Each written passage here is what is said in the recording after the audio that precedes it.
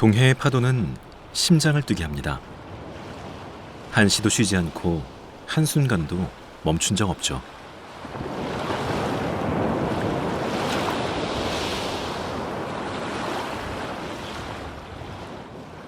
동해의 기암괴석들 중에 가장 먼저 손을 든 촛대바위는 오늘도 파도에 밀려오는 여명을 가장 먼저 받고 있습니다.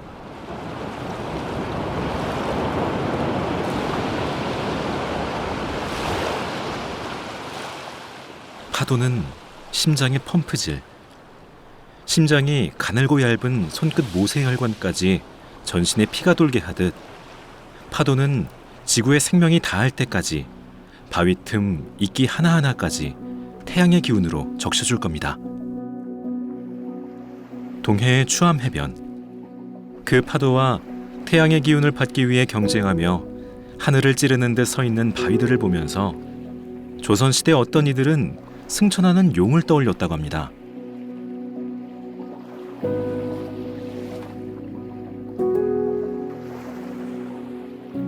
어찌 보면 정말 하늘로 올라가려는 용이 연상되기도 하는데요. 그만큼 자연이 만들어낸 절경이었다는 뜻이겠죠.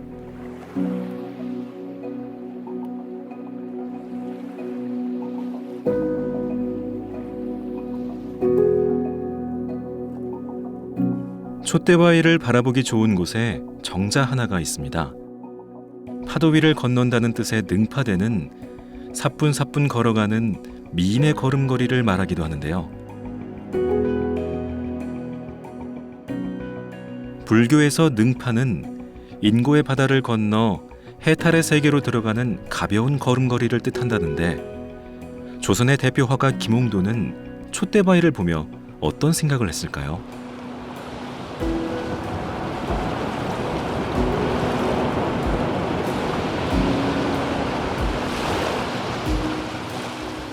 끝없이 쉬지 않고 밀려오는 파도는 바위 틈 사이사이를 파고들어 조금씩, 아주 조금씩 바위에 구멍을 내고 틈을 냈을 겁니다. 그리고 그 작은 틈들이 모여 거대한 바위를 쪼개는 풍화작용을 통해 아름다운 절경을 만들었겠죠. 파도가 바위가 되고, 바위가 모래가 되고, 모래가 숲이 되고 산이 되는 인고의 시간. 어쩌면 자연은 이미 해탈의 세계인지 모릅니다.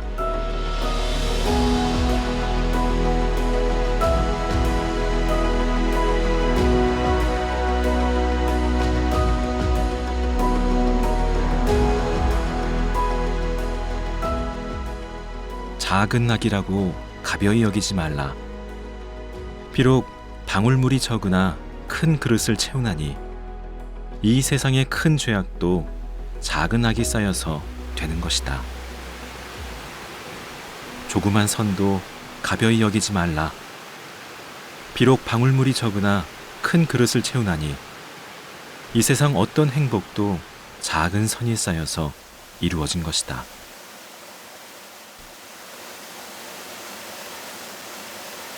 거대한 물줄기도 하나의 물방울에서 시작된다는 건 진리입니다. 동해가 그 진리를 알려주고 싶어 했듯이 또 하나의 진리를 알려주고 싶어 하는 천년고찰이 있습니다.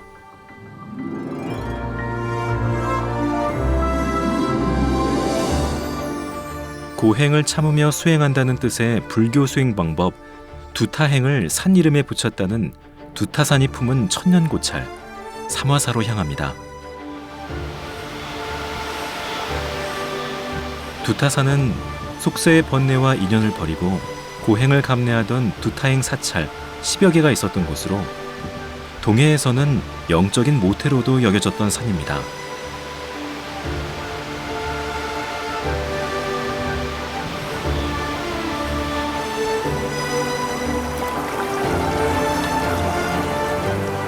두타산 산맥을 따라 거슬러 오르다 보면 동해안 제1의 산수로 불리는 맑은 물이 흐르는데요. 바로 무릉계곡입니다. 신선이 논이었다는 전설이 있을 만큼 풍광이 빼어나 무릉도원이라 불리기도 했다는데 얼마나 좋으면 예부터 무릉계곡이라 불렸을까요?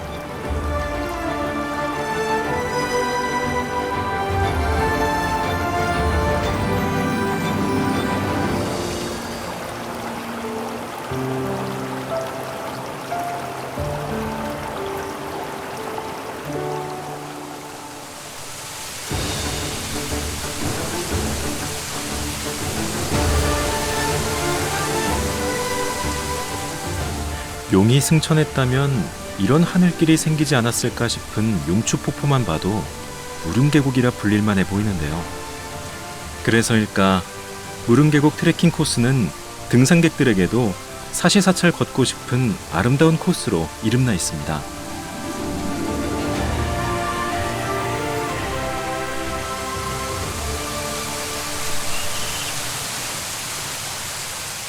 끊임없이 떨어지는 물줄기가 생활 속에서 느끼던 스트레스와 잡념을 말끔히 씻어내리는 것 같은 시간입니다.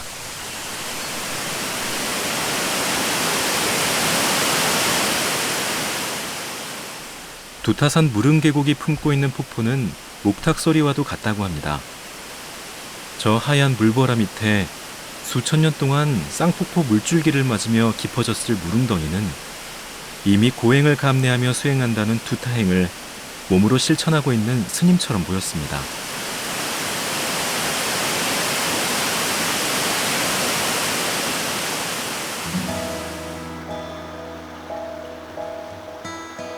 두타산 계곡을 거닐며 사마사로 향하는 길.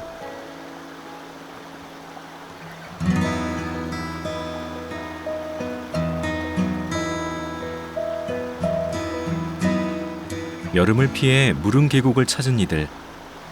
천년고찰에 템플스테이를 하는 젊은이들도 종종 눈에 띄었습니다. 이분들도 저처럼 천년의 숨결을 느끼며 잠시 몸도 마음도 쉬어가려는 것이겠죠.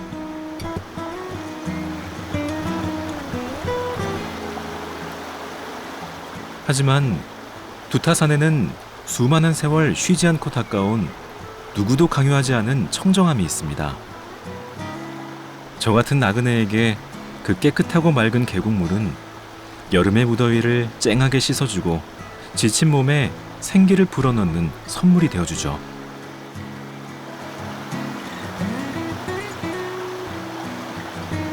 여러분도 잠시 동해 두타산이 보내는 자연의 에너지를 보고 듣고 느껴보시겠어요?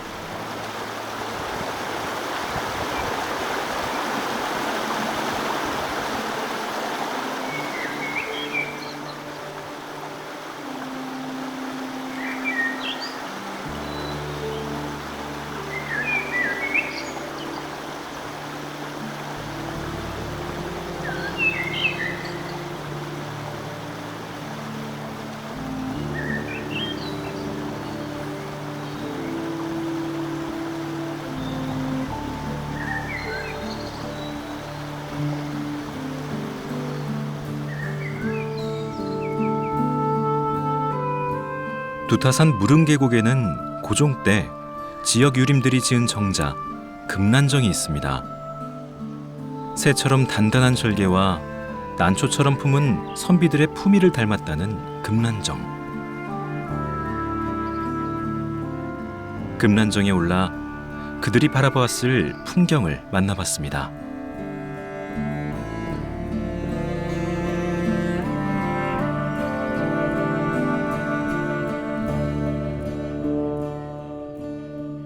거대한 한지를 펼쳐놓은 듯 매월당 김시습을 비롯한 많은 묵객들의 글씨가 새겨져 있는 1500평 남짓한 무릉반석이 금란정에서 내려다 보였는데요.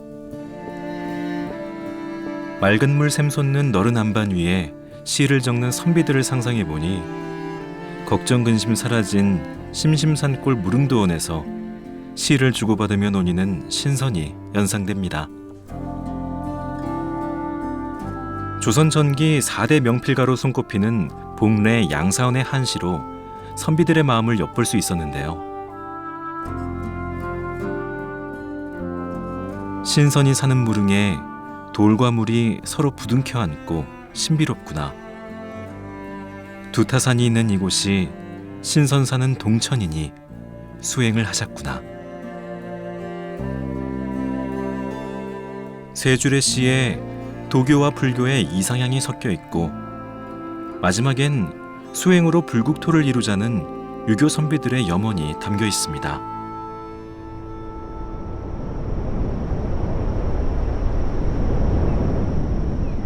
천년고찰 사마사가 있는 두타산에서 종교와 상관없이 유토피아를 꿈꿨던 유학자, 선비들이라니. 동해의 용신이 바다 건너 오신 부처님을 모시고 두타산으로 거슬러 올랐다는 용오름길을 오르다 보면 그 선비들도 찾아갈 수밖에 없었을 천년고차를 만나게 됩니다.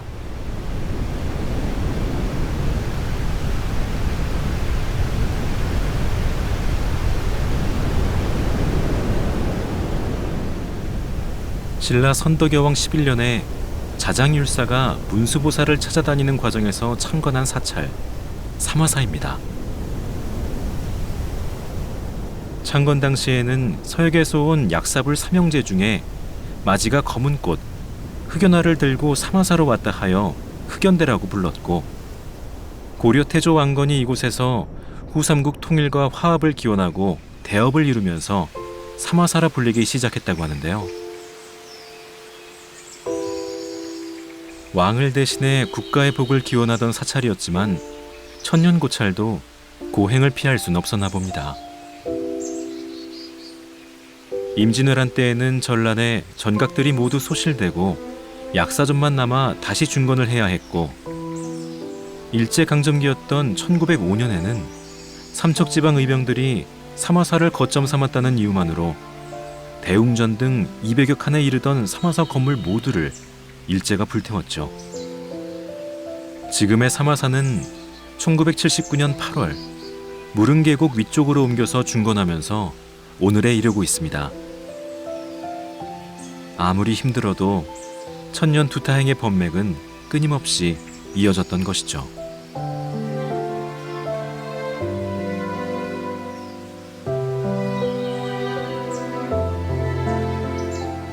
무엇을 거짓이라 하고 무엇을 참이라 하는가.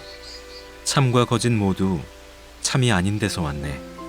안개 거치고 나뭇잎 떨어져 가을 모양 깨끗하니 옛 그대로 푸른 산이 참을 대면하네. 천왕문 주련은 천년의 무상함마저 내려놓으라 말하는 듯합니다.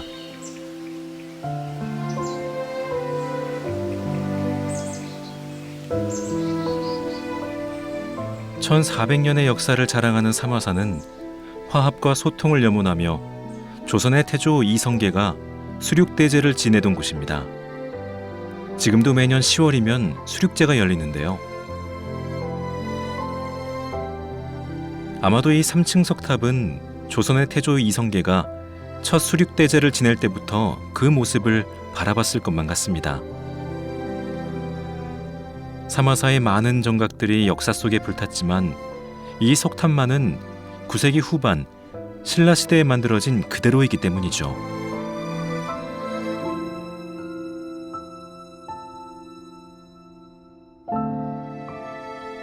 역사에 희생된 사람들의 원혼을 달래기 위해 왕명으로 지내던 수륙대제가 숭유 억불 정책으로 사라졌다가 다시 복원된 것은 2005년이었습니다. 그 후 국가무형문화재로 지정받았는데요. 이처럼 사마사의 전통과 문화재들은 3층 석탑처럼 묵묵히 그 자리를 지키며 불법의 수호자로, 고난의 수행자로 천년고찰의 위엄을 지켜가고 있습니다.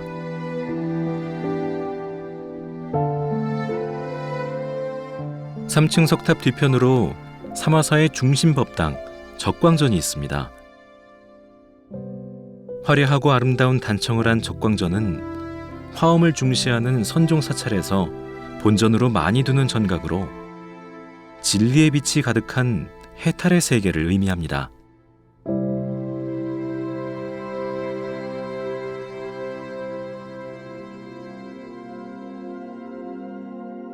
적광전은 1977년에 지어졌지만 내부에 모셔진 철조 노선화불 좌상은 고려시대에 조성된 철불입니다. 경전에 이르길 이 부처님은 무량한 공덕을 완성하고 무량한 중생을 교화하여 깨달음을 이룬 부처님이라는데요. 온몸의 털들이 다른 모습으로 세상에 나타나 중생을 교화한다는 부처님이 바로 노산화불이라고 합니다. 사마사 철조 노사나불에 대한 전설이 있습니다. 조선 순조 시대 산불이 일어 법당이 소실되고 철불만 남았을 때 도둑이 철불을 훔쳐 달아났는데 몇 발자국 움직이자 호랑이가 나타나 사자후를 뿜었고 도둑은 혼비백산에 철불을 놓고 도망쳤다는 이야기죠. 지금은 대좌부터 손모양을 모두 갖추고 있지만 1997년 복원 불사가 이루어질 때까지만 해도 파손이 심해 머리와 상반신만 남아있었다고 하는데요. 천년세월 전쟁과 화마, 도둑의 풍파에 그 본 모습을 지킨 것만으로도 전설이 아닐 수 없습니다.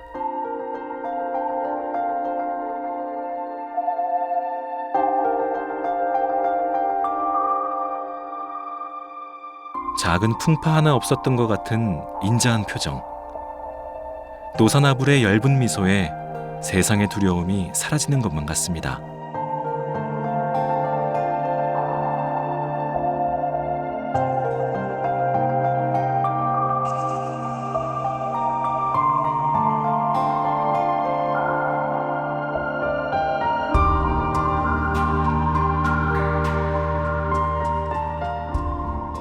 적광전의 노사나 철불처럼 사마사 약사전도 임진왜란의 모든 정각이 불탔을 때 유일하게 남았던 전각입니다. 사마사의 역사를 500년 가까이 바라봐온 목격자이자 수행자인 셈이죠.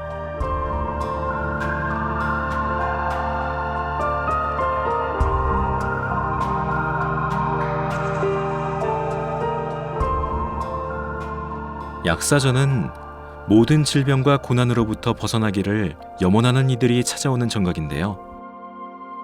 사마사 약사전에는 약사 열애불 좌우로 일광보살과 월광보살이 협시불로 모셔져 있습니다.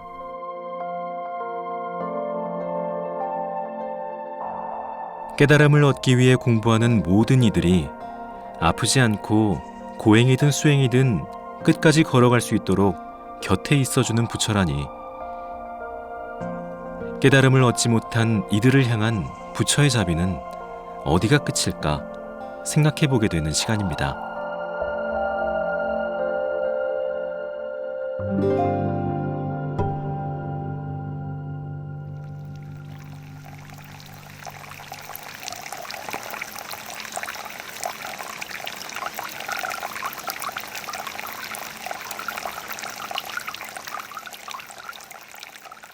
저를 찾아온 이들에게 맑은 물을 나눠주는 자비심을 잃지 않고 천년세월 역경의 시간 속에서도 계율 속에 다시 일어서는 두타행을 간직해온 사마사.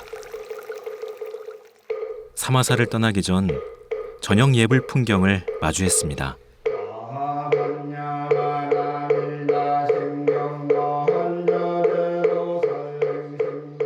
반야심경 260자 안에는 600권의 반야경이 들어있다고 합니다.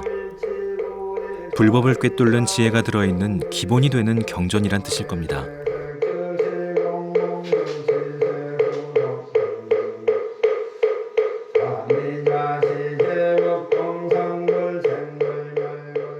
반야심경을 들으며 천년세월 묵어난 3층 석탑을 바라보니 어디에선가 들었던 스님 이야기가 떠올랐습니다.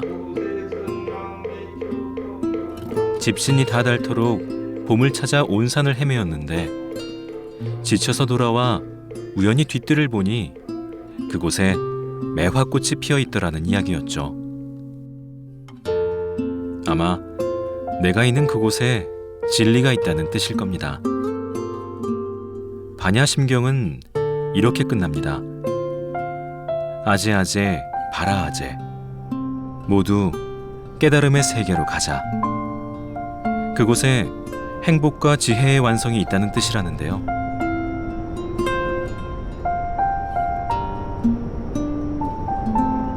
사마사를 다녀오며 제 나름의 해석을 덧붙여 봅니다. 있다, 있다. 모두 여기, 이 자리에 있다. 아제아제 바라아제, 바라승아제, 모지 사바하.